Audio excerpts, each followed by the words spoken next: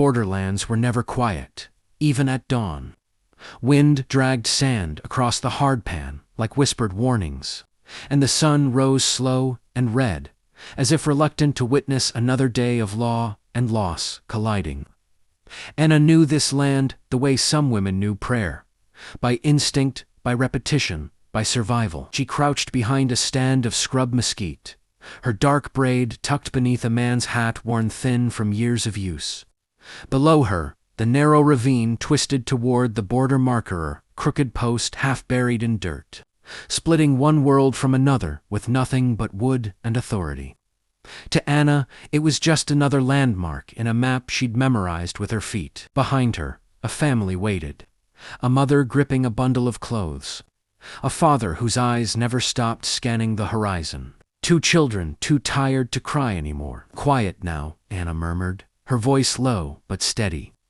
"We move when I say." She wasn't a smuggler in the way the posters claimed. No guns, no whiskey, no stolen gold. She moved people, families who couldn't wait for papers that never came, folks who traded everything they owned for a chance to cross without dying of thirst or worse. She took payment when she could, favors when she couldn't. Guilt rode her shoulders, either way. What she didn't know, what she couldn't afford to know, was that someone was watching from the ridge above. Samuel adjusted his rifle strap and shaded his eyes. Border guard, that was the title anyway. In truth, the job was equal parts patrolman and judge, with just enough power to ruin lives and not enough to save them. He'd been stationed here for 3 years, long enough to recognize patterns, long enough to notice when something didn't fit, and this didn't. Most smugglers moved fast and reckless. They ran groups too large, chased coin, left bodies behind. But the figure below the one guiding the family, moved like she belonged to the land itself. Careful, protective. She paused often, always positioning herself between danger and the people following her. Samuel frowned. "That's not right," he muttered. He could radio this in, call backup, end it clean. That was the rule. But something tightened in his chest, an unease he'd learned not to ignore. He watched as the woman girl maybe knelt to tie one child's boot, brushing dust from his cheek like a sister or a mother. When a gust of wind shifted, Anna felt it, that prickle along her spine. She froze, too, quiet. Her hand slid to the knife at her belt, not to fight, but to cut loose if she had to. She scanned the ridge, eyes sharp, breath held. That's when she saw him, a man in uniform, sunlit and still, watching her through the heat shimmer. Their eyes met across the distance, and the world narrowed to that single line of sight. He didn't raise his rifle, didn't shout, just stood there, unreadable. Samuel felt the moment hit him like a blow. She wasn't what he expected. No hardened criminal sneer, no panic, just defiance mixed with exhaustion and something else. Resolve. They held each other's gaze too long, long enough for something dangerous to spark. Anna broke it first. She lifted her chin in a silent challenge, then turned back to the family. With a swift gesture, she motioned them forward, down into the ravine. Samuel should have stopped them. Instead, he lowered his rifle. As the dust swallowed them whole, he felt the line he'd walked for years begin to shift beneath his boots, and Anna, leading the family into the shadows, couldn't shake the feeling that the border had just changed because she had been seen. By nightfall, the desert changed its face. Heat drained away, leaving the air sharp and restless, and the stars came out like witnesses who never blinked. Anna moved fast now, leading the family through a narrow pass where stone walls rose like broken teeth. The children stumbled, but she caught them before fear could bloom. "You're almost there," she whispered. "Just a little farther." She said it like a promise, though promises were dangerous things in the border. When the lights of a distant settlement finally flickered into view, relief loosened her chest. She stopped at a dry arroyo and knelt before the parents. "This is where I leave you," she said softly. "Follow the wash until you see the fence bent inward. There's a man who'll guide you the rest of the way." The mother grasped Anna's hands, her fingers trembling. You saved us. Anna swallowed. No, you saved each other. She watched them go, small shadows moving toward hope, and only when they disappeared did she allow herself to sit. Exhaustion hit her hard, but beneath it lay something else, an unsettled ache she hadn't earned. The border guard. She replayed his face in her mind, the stillness, the restraint, the way he hadn't reached for violence when he had every right to. That kind of man was rare out here, and dangerous in a different way. Miles away, Samuel stood at his post, the radio crackling useless chatter. He'd filed his report carefully. No sightings, no movement, nothing worth pursuing. The lie sat heavy on his tongue, but not as heavy as the truth would have. He leaned against the fence, eyes scanning the darkness where she'd vanished. You're getting soft, he told himself. But he wasn't soft. He was tired. Tired of hauling bodies out of ravines. Tired of rules written far away by men who never felt desert wind, stripped the breath from their lungs. He'd joined the guard to protect people, not to turn them into numbers. Still, he knew one thing clearly. He'd see her again. He was right. 2 nights later, they crossed paths in a dry riverbed, lit only by moonlight. Anna had been scouting ahead for another group when she sensed movement behind her. She spun, knife flashing into her palm. Easy, Samuel said quietly, stepping into view with his hands open. No rifle, no badge in sight. Just a man in a worn jacket and dust-caked boots. Her heart slammed hard enough to hurt. You followed me. I didn't, he replied. I waited. She studied him, weighing distance, angles, escape routes. You should have stayed on your side. He gave a humorless smile. Funny. I was thinking the same about you. Silence stretched between them, thick with risk. Anna kept her knife up, though her grip had loosened. Why didn't you stop us? She asked. Samuel hesitated, then answered honestly. Because I didn't see criminals. I saw a woman trying to keep children alive. That unsettled her more than a threat ever could. You don't know me. No, he said. But I want to. The words surprised them both. Anna took a step back. That's a mistake. Maybe, he agreed. But I've made worse. Moonlight caught his face, and she saw the conflict there, duty, pulling one way, conscience the other. She recognized it because it lived in her too. If you turn me in, she said, you'll be responsible for more than arrests. I know, Samuel said softly. That's why I won't. Her breath caught. Trust was a fragile thing, and once given, impossible to reclaim. Still, the borderlands had taught her that survival sometimes meant choosing the least dangerous gamble. She lowered her knife. This doesn't make us allies, she warned. No, he replied. Just 2 people standing on opposite sides of a line, deciding whether to cross it. For a long moment, neither moved. Then Anna stepped past him, close enough that her shoulder brushed his arm. Heat flared, brief and undeniable. Next time, she said.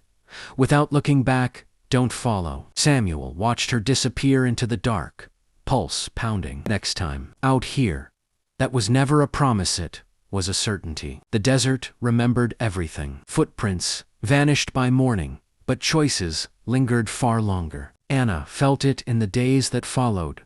The subtle shift in patrol patterns. The pauses where there used to be pursuit. The silence where there should have been gunfire or shouts. Samuel was keeping his word, even when it put him at risk. That knowledge settled heavy in her chest. She hated that she noticed. Her next group was larger than usual.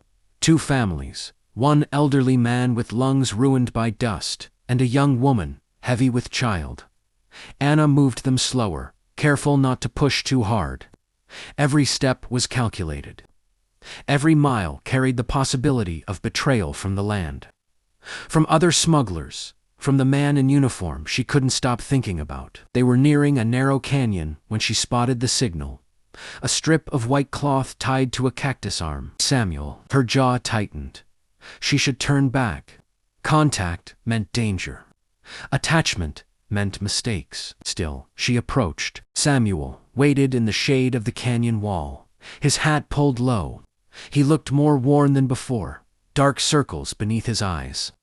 When he saw the group behind her, his expression sharpened not with anger but concern. "The canyon's bad tonight," he said quietly. "Rock slide earlier, you'll lose time, maybe lives." Anna crossed her arms. "You expect me to trust your warnings now?" "I expect you to survive," he replied. "All of you." She studied him, searching for deceit, found none, only strain. "Why help me?" she asked. "Every step I take makes your job harder." He exhaled slowly. "My job isn't to make widows and orphans." That answer undid her more than she liked. She nodded once. "Alternate route." He pointed east. "Longer, safer. I'll keep patrols clear for an hour. And after that," Samuel met her gaze. "After that, you're on your own." She turned to the families, redirecting them with calm authority. As they moved, Anna lingered beside him. "This is dangerous," she said. "For both of us." "I know." "Then stop." He smiled faintly. "You first." Their eyes locked, and for a breath, the desert faded. Anna became acutely aware of how close he stood, of the warmth in his voice, of how easy it would be to lean in and how impossible it was to walk away untouched. A distant shout shattered the moment. Another patrol. Samuel stiffened. "Go now." Anna didn't argue. She guided the group down the eastern path, heart pounding. From the ridge, she saw Samuel step into view, deliberately drawing attention to himself.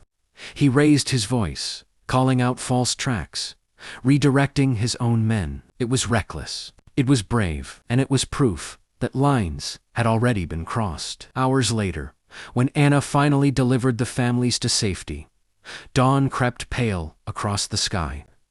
Relief flooded Herb. It was edged with fear. If Samuel was caught aiding her, the punishment wouldn't be light. Men disappeared for less. She didn't realize she was waiting for him until she saw him. Samuel emerged from the scrub, limping slightly, dust-streaked but alive. Anna's breath left her in a rush she couldn't hide. "You're an idiot," she said. He chuckled weakly. "I've been called worse." She stepped closer, anger and relief tangling in her chest. "You could have been killed." "So could you," he shot back. Every night, silence settled between them, heavier than before. This wasn't chance anymore. This was choice. Anna reached out before she could stop herself, fingers brushing the torn sleeve of his jacket. Her touch was light, but it burned. "You don't belong in this," she whispered. "Neither do you," he replied. Their faces were inches apart now, breath mingling, the border forgotten. Samuel hesitated, searching her eyes for permission, for restraint. Anna closed the distance. The kiss was brief, urgent, restrained, carrying everything they couldn't say. It tasted of dust and danger and longing. When she pulled back, her hands trembled. "This changes nothing," she said. Samuel nodded, though his eyes said otherwise. "It changes everything." From the hills, the sun rose fully, exposing the land they both served and betrayed. And somewhere between law and mercy, Anna and Samuel stood bound by a secret that would soon demand a price. The border did not forgive mistakes. By the end of the week, rumors moved faster than the wind. A guard reassigned, a patrol captain asking sharper questions, tracks found where there shouldn't have been any. Anna felt it in her bones, the tightening noose, the sense that their fragile balance was unraveling. She was leading her most dangerous crossing yet. 12 people, too many. But the alternative was leaving them behind, where rival smugglers had already begun circling, like vultures. Anna didn't like the odds, but she trusted her instincts more than fear. She didn't trust luck. Halfway through the black gorge, lantern light flared ahead. "Down," she hissed. The group scattered for cover as voices echoed between the rock walls. This wasn't routine patrol. This was a sweep. Anna's pulse roared in her ears. There was only one way out, and it cut straight through a checkpoint. Samuel usually controlled. She sent a runner back, a teenage boy, fast and clever. "Find the guard with the scar by his eye," she whispered. "Tell him Anna says the gorge is bleeding." Minutes stretched into agony. When boots crunched closer, Anna made her decision. She stepped out into the open, hands raised to not surrender, but diversion. Border guard, a voice shouted. On your knees. Before she could comply, another voice cut through steady, commanding, hold your fire. Samuel stepped into the lantern glow. Relief and terror crashed through Anna all at once. What are you doing here? He demanded, eyes never leaving the shadows behind her. Saving lives, she answered. Same as you. A captain emerged beside Samuel, gaze sharp and suspicious. You know this woman. Samuel's jaw tightened. In that instant, Anna understood the full cost of what she'd asked of him. One word from him, and she'd be shackled. One lie, and his career, his freedom, would be gone. Yes, Samuel said. I do. The silence that followed was lethal. She's our informant, he continued smoothly. Been feeding us roots used by traffickers.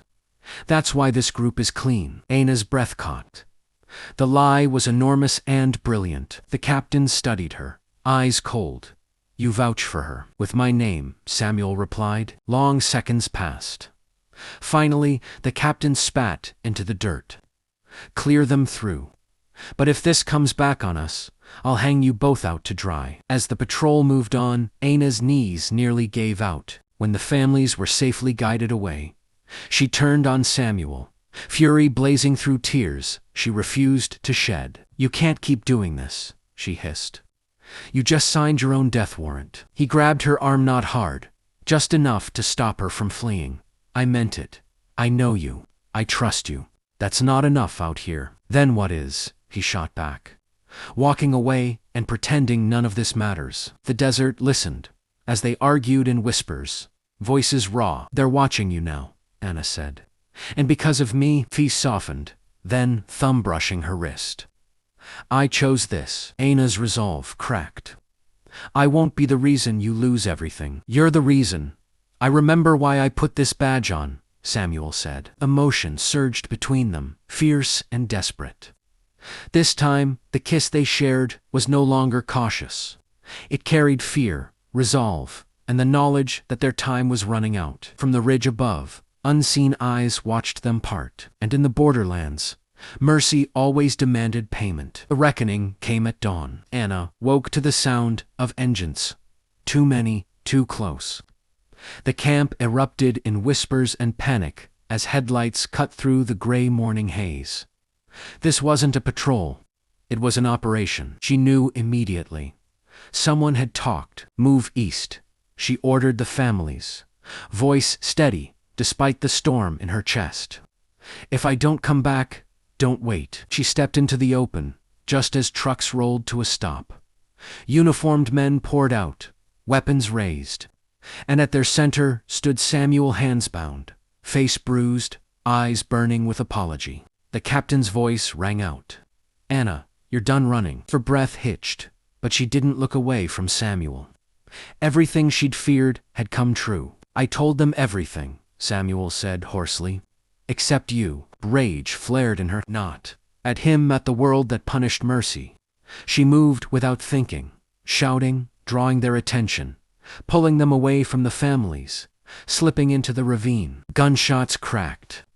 Dust exploded around her feet. Then chaos. A flare burst overhead Samuel's signal.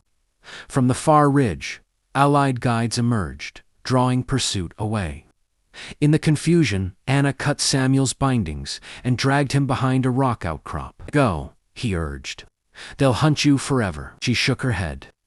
I'm done choosing between sides. Together, they ran. They didn't stop until the land softened, until the border faded into nothing but memory. By nightfall, they reached a quiet valley where no flags flew and no men asked questions. Families they'd helped before waited their life. Safe, grateful. Weeks passed. Samuel laid down his badge. Anna laid down her knife.